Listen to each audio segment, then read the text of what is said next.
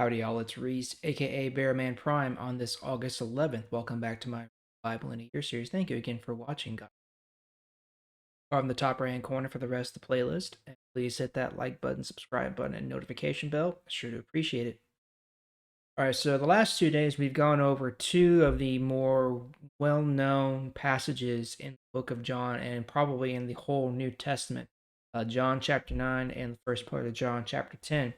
So, John chapter 9 was Jesus uh, giving sight to the blind man, the man who had been born blind, and him being, grilled and questioned by Pharisees and all this stuff. And then following after that, John chapter 10, Jesus calls himself Good Shepherd, as well as the gate by which the sheep enter, right?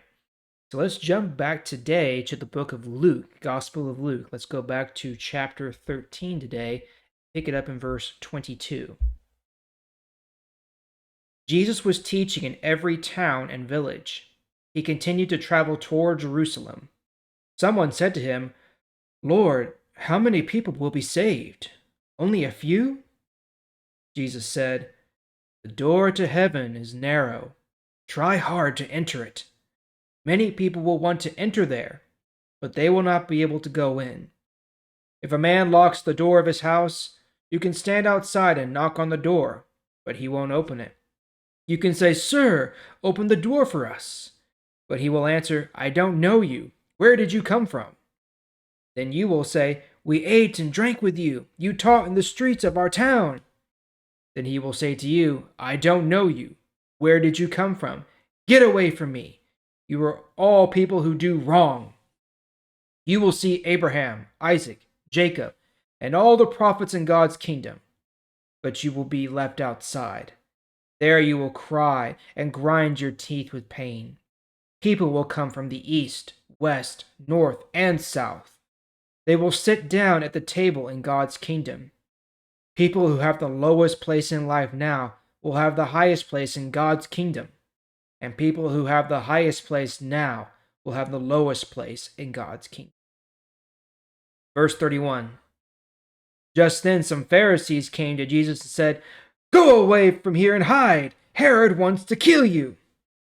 Jesus said to them, "Go tell that fox, today and tomorrow I am forcing demons out of people and finishing my work of healing. Then the next day, the work will be finished. After that, I must go, because all prophets should die in Jerusalem. Oh, Jerusalem, Jerusalem, you kill the prophets. You stone to death the people God has sent to you. How many times I wanted to help your people. I wanted to gather them together as a hen gathers her chicks under her wings, but you did not let me. Now your home will be left completely empty. I tell you, you will not see me again until that time when you will say, 'Welcome! God bless the one who comes in the name of the Lord.'" All right, so the first part there, Jesus is describing that the way to heaven is narrow. So that's kind of a metaphor that we've probably heard talk about life or following the right path in general, road less traveled, the narrow way versus the wide gate, and that's basically what he's saying here. The way to heaven, to the Lord, is narrow, meaning that there's only one way to heaven. That's through Jesus. He is the way. There is no other way. There's no way around it. And then he alludes to what's going to happen at the end, during the end times, when people who are not followers of Christ, who do not accept Christ and believe, they will be left outside. They'll be the ones knocking on the door, say, "Hey, hey, can you let me in?" And Jesus will be like, "I don't know you. Where did you come from?" And they'll say, "But we were there with you. We ate and drank with you, and we heard you, and all this stuff. Please let us in." But Jesus is like, "No, I don't know you. Get away." And they will be cast out, and unfortunately thrown into the lake of fire. And then he alludes to how people will come from all directions, meaning all over the world. So he's probably alluding to not just the Jewish people, but also us Gentiles, the non-Jews, will all come and have a place in God's kingdom. And then he finishes that part with that the people who have the lowest place in life, meaning here on this earth now, will have the highest place in God's kingdom.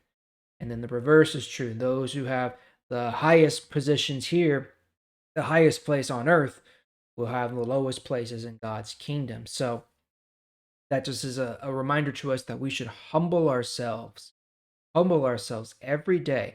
Don't try to build ourselves up. Don't try to puff ourselves up. Don't worry about, getting ahead or getting on top or anything like that. Humble yourselves. Be like a servant to others. Okay. And then the last part here is where Jesus is once again, predicting his death, and he's telling people that once he gets to Jerusalem, he's going to die, just like all the other prophets. And then he's referencing past times where the prophets have been killed within Jerusalem's walls. He laments that he wanted to reach out and he wanted to help them, but couldn't do it. He wasn't able to. He wasn't allowed to. And then when he leaves and when he ascends, he will not come back until the day when they say, "Welcome, God bless the one who comes in the name of the Lord." That will be his second coming when he returns and establishes his kingdom on earth with Jerusalem basically as his capital, right? All right, well, that's all for today. We're going to pick it up there tomorrow. Thank you again for joining me. I sure do appreciate it. I'll see y'all tomorrow.